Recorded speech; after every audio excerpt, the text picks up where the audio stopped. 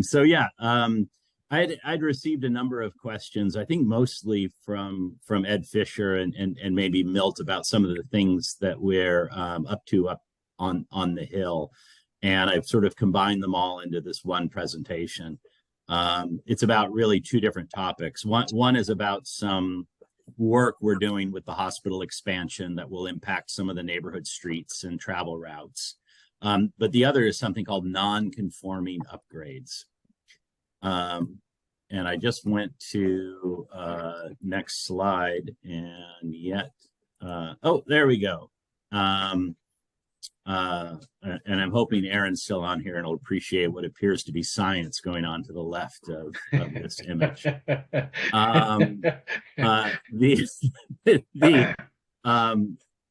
The city has a rule, right, that if you do a certain amount of work on a site, and usually a site is like a parcel, that you have to bring certain things up to code, modern code. It's things like your paving and your screening and your landscaping and your bike storage. There's a number of things that get triggered. Well, OHSU is blessed enough that our site is 80 acres. And so literally anytime we do any project, we have to bring our entire campus, technically we have to bring our entire campus up to the modern codes on a variety of things. And so it just so happens that we ended up creating a massive project and hiring a firm to go through our entire 80 acres, and they're not anywhere near complete, go through our entire 80 acres and try to flag what improvements we might need to make. My guess is when it's all said and done, no one in the neighborhood will notice any changes other than seeing bike storage facilities. That said, maybe I'm wrong, and maybe some of this stuff, you know, will be interesting. And so most likely the improvements we'll make will involve bike storage, paving some unpaved areas, screening some garbage cans, things like that, adding some landscaping along some roadways potentially, and maybe adding some trees if we're lacking a few trees on our site. And so what we know most about is what we're doing with bike parking. And that's because before we knew we had to do this non-conforming upgrade across our entire campus, we were already doing planning to add long-term parking for our employees on our site. So most of what you'll see in this presentation is about our bike parking because we're further along in that. So in 2020, Portland updated the bike parking requirements. They require bike parking for your employees, your commuters, to be covered, secured, and have a variety of other standards like a certain percentage has to have electrical hookups and things of that nature in case you have an electric bike, which makes a lot of sense because you probably don't want to bike up the hill, most people, unless you're on an electric bike. So that will be an improvement as well. When you add up all of our square footage, we're required to have 537 of these covered, secured, modern, locked facilities on the hill, not facilities, but individual bike spots, and 361 down in South Waterfront. And interestingly enough, the bike valet spaces at the bottom of the tram can count either towards the hill or towards South Waterfront. The code gives OHSU the flexibility because a lot of people like myself, when I didn't work from home and I would bike down, I would bike to the bottom of the tram and take the tram up. So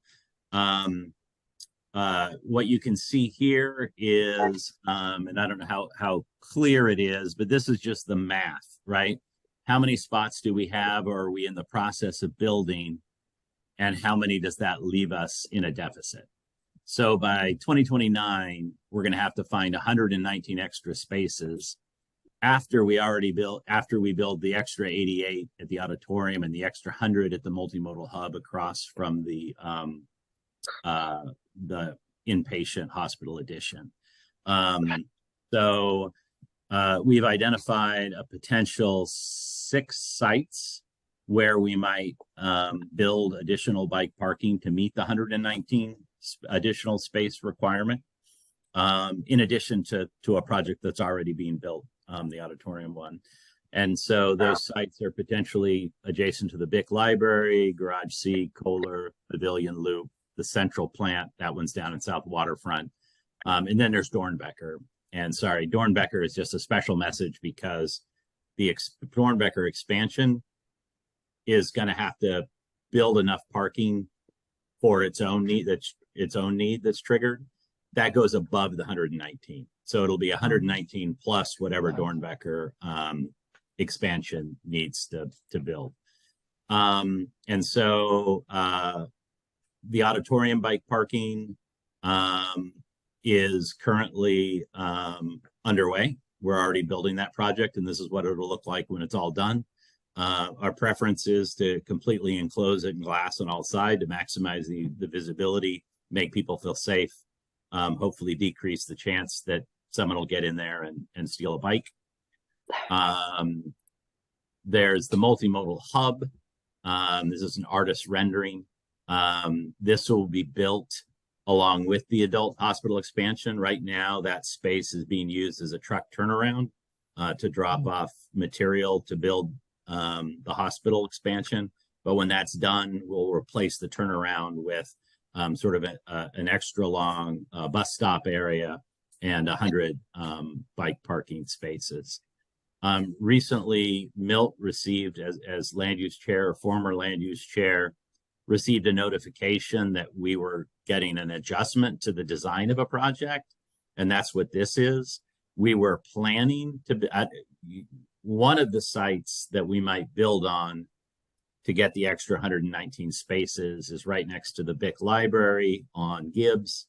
I think Ed had asked, well, why is the design changing?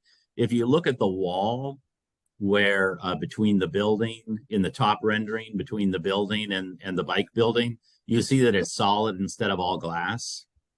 We had originally planned for it and gotten it approved to be all glass, but because of electric batteries on bikes that will be in the facility and the proximity between the BIC building and this bike storage facility, the Fire Bureau asked us to beef up the wall fire rating so that if a fire broke out in the bike area, it wouldn't spread to the building. And that greatly changed the design, the aesthetic design that you see there. My guess is we won't end up building this one. It's not in a great location necessarily. And it's a lot more expensive than some others because of this wall and the different materials.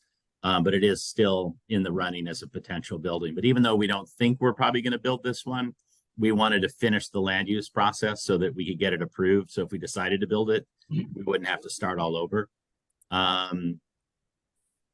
So one of the other things that are non-conforming, so this is the parking lot at 6th and Gaines, right next to our big boiler plant. The portion in the sort of the hatching where it says MTR and GRS on the screen, that's an unpaved area. And the city's informed us that we need to pave that. And I'm assuming there will probably be several other things that will be impacted. Like if we do paving, we might then need to do some stormwater. We might need to move, we have some piles of materials, I think some compost or something. We do some various groundskeeping type stuff back there. We might need to move some things around, but at least right now, all we know for sure is it needs to be paved.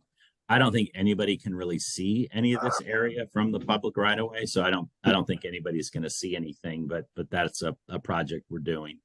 And then when we have more information, we'll share it, but there'll be potentially other screening or landscaping stuff that we'll have to do. And it'll be a process that'll probably take us a year.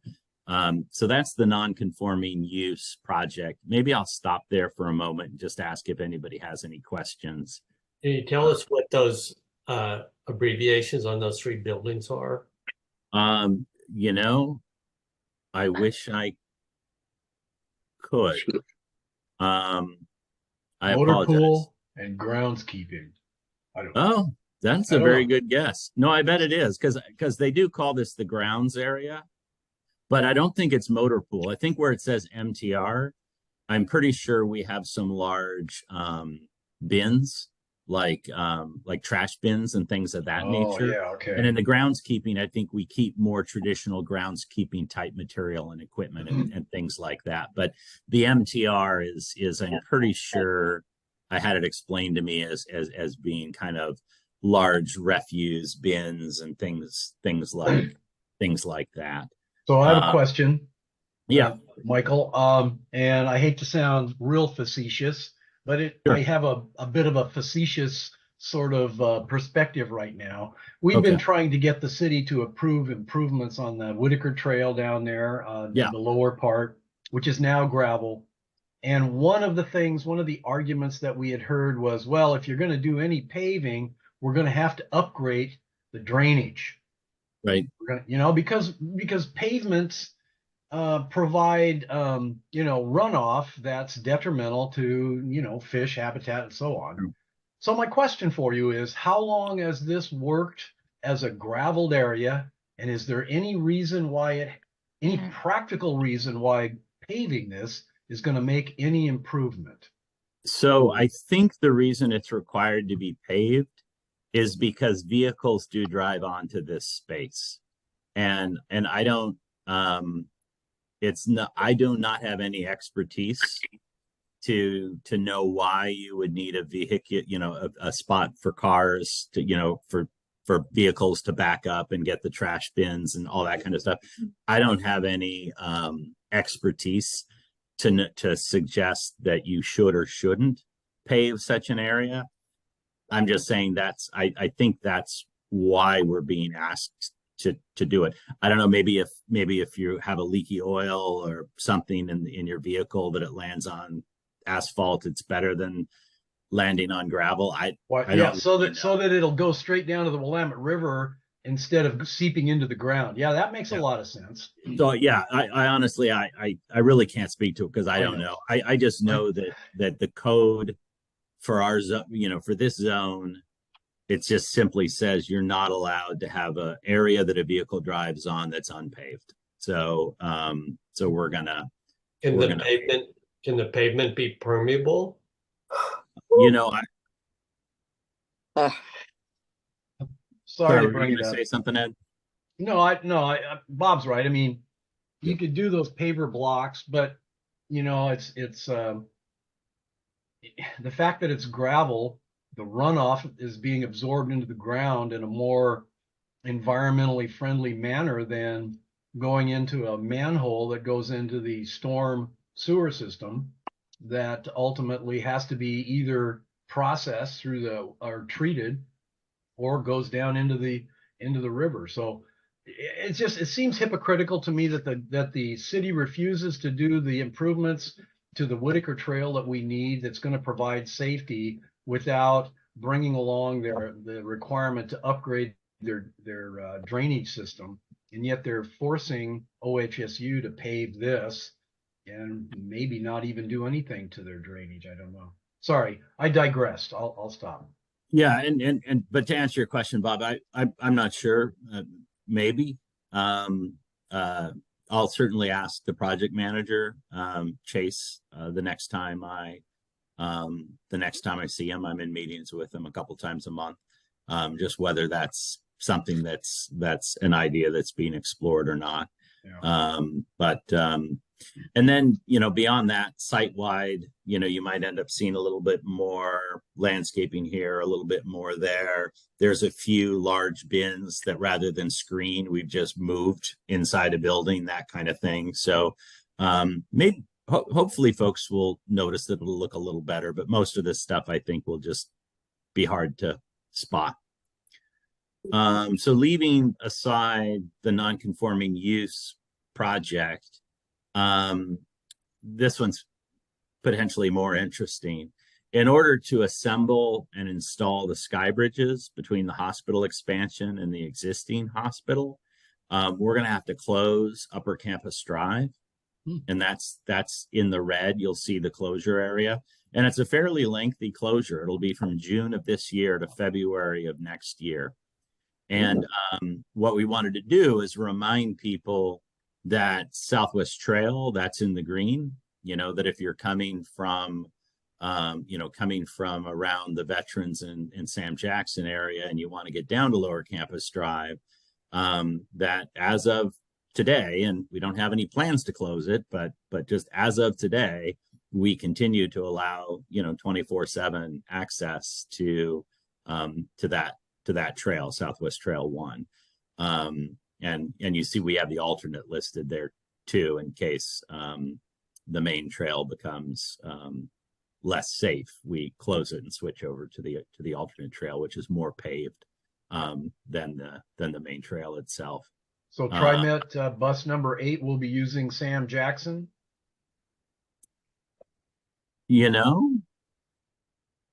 Thank you so much for bringing that up. I do not know how failed to notice that as a question, but that is the number 8 bus route, as Ed pointed out. So I need to find out what the detour is going to be. Certainly, we're going to work with TriMet, and they'll certainly have a route. But whether they're going to take Veterans down and try to go that direction, or whether they're going to take Sam Jackson down, I'm not really sure. But that's an excellent question. I was thinking more of the pedestrian aspect, right, of this, but the bus impact is potentially unmitigated. The bus impact would probably impact more people day to day. It's not a lot of, so it won't be a big impact, I don't think, if the 8 goes down Sam Jackson, except for the people that get on there on lower campus and upper campus, I suppose. Right? I just meant it would be a big impact if we just didn't have a solution for the number 8. If it just like stopped service. Right. But I'm certain that it will still serve the hill. All the buses, I'm certain, will still serve the hill. I just don't have the exact routing from it, and didn't even think of it, because I was thinking of the walking paths. Right.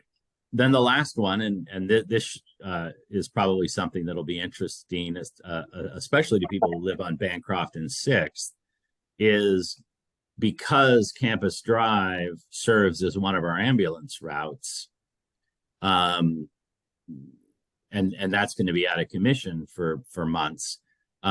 We're gonna need the Bancroft and 6th route to be changed to better serve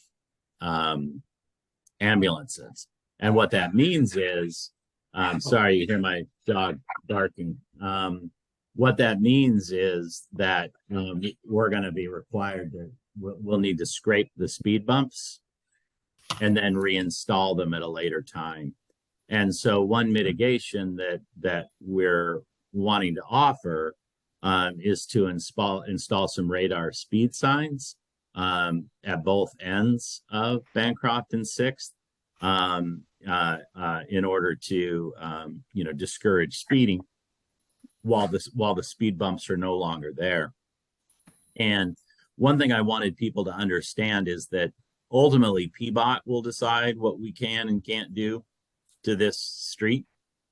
And so if the neighborhood association or individual neighbors have ideas for what they would like maybe if you like the idea of these speed radar signs, but you don't think where we've identified installing them on the map is the most ideal locations, and you think they'd be more impactful in other locations, if you could put together a letter or put together an email that explains what your preference would be, I'd be happy to find out who from PBOT is going to be sort of the deciders, so that you could communicate with them.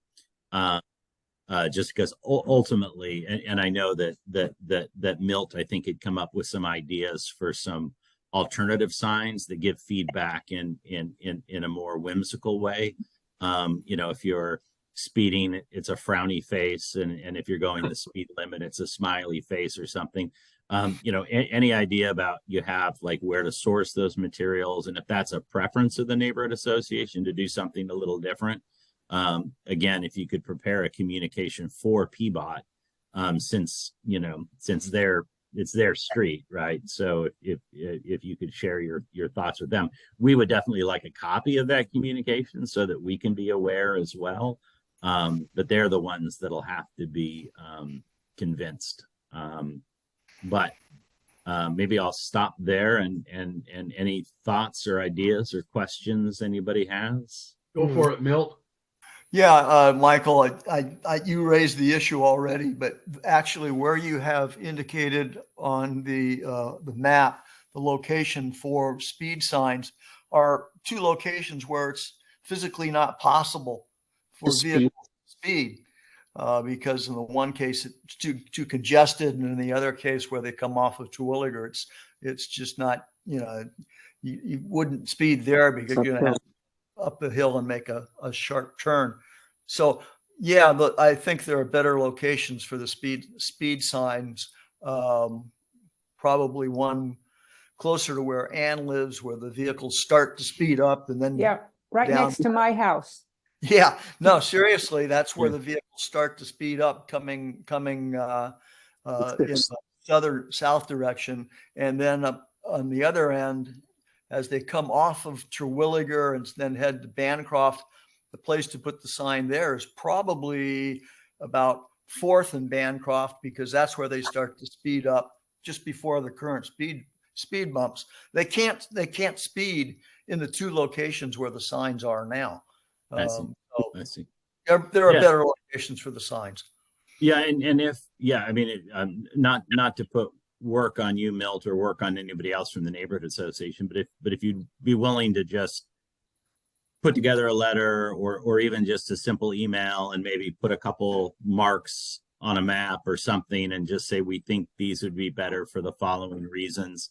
Either we can pass that on to the city, or I can get you the contact information for the city. Because again, as much as the city tries to be responsive to OHSU in some ways, when it comes to this road and these signs, I think they're going to care more about where the people who actually live on the street would like to see them than they're going to care about our opinions. I mean, that's not me being negative towards the city. I think they're going to want to be responsive to people who live there, which is good that they want to be responsive in that way. So then maybe the best way to do it would be, could you send me a copy of this page with the drawing of the med line? And can I just send? Would it be okay to send you the whole PowerPoint?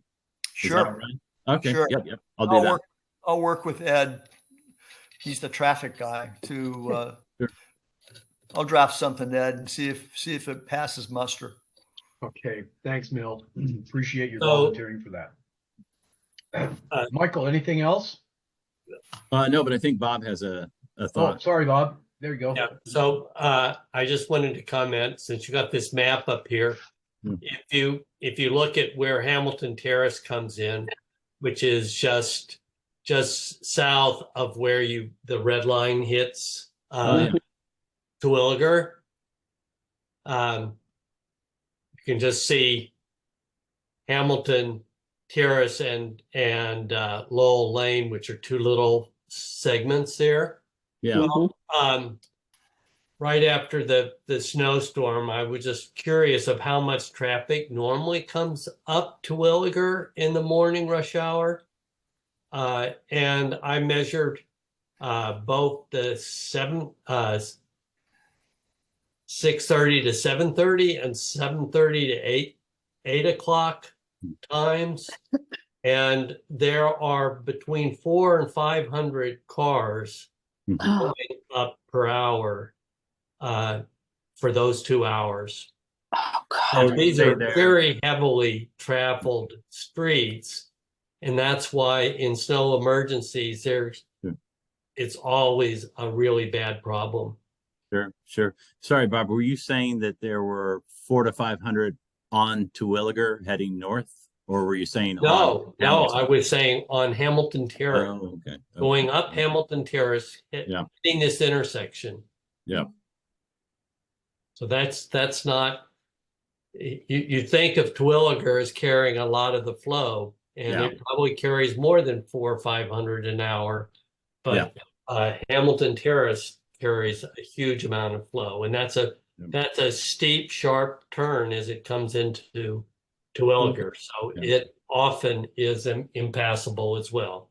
Yeah, no, completely understood. I think I'd probably been on the job at OHSU 2 months before I was getting a cup of coffee at your neighbor Eric's house, a few doors down, and seeing the line of. I don't think it was coincidence that he chose rush hour for me to stop by and get a cup of coffee. So yeah, it's well known, and And I'd also say that about OHSU contacting Waze and Google Maps is just the other day there was another close to 100-foot long tractor trailer coming up Bancroft and trying to go up and make that turn onto Hamilton Terrace to get onto Terwilliger.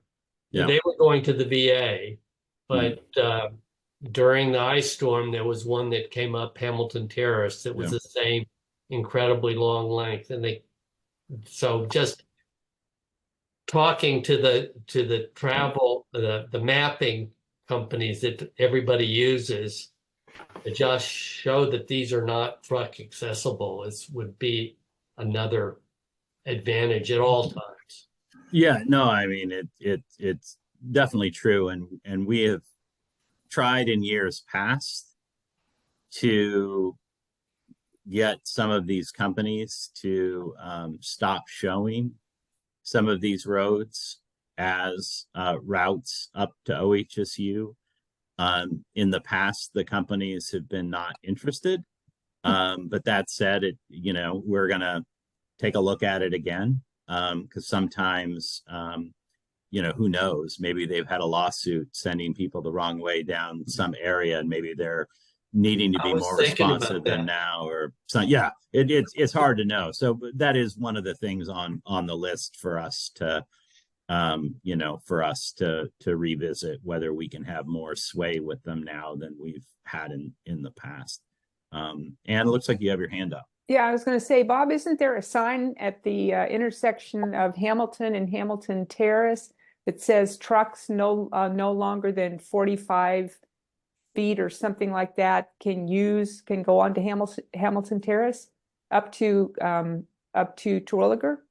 Yeah, but they ignore it. Ignored, but even if they couldn't go up Hamilton all the way to Terwilliger either, so it needs to be down at Barber. Yeah, absolutely. Don't come this way. Because there's nowhere for them to turn around to get out of there. Yeah. This 100-foot truck back down my block of Bancroft to try to get out. Wow. Interesting. Okay, Michael, anything else? Nope, that's it. But excellent report. Excellent PowerPoint. Thank you very much for that information. I think if it's okay with you, I think this might be something, Lee, we can work on this later, but we might want to just edit that presentation out and have it available on our website. Jackie sent me a text saying her battery died. So apparently that's the battery in her laptop. So she may or may not be able to join us for the rest of the meeting. So, but we'll work on that. Thank you again. Yeah, no problem. You're welcome to post the PowerPoint if you want, or my discussion through the PowerPoint. It's the approved template, so I feel pretty good on it. Well, either way, I guess would be okay. We'll cross that bridge once we get it all together. But you're going to send a copy of that to Milt. Could you copy either me or Lee with that?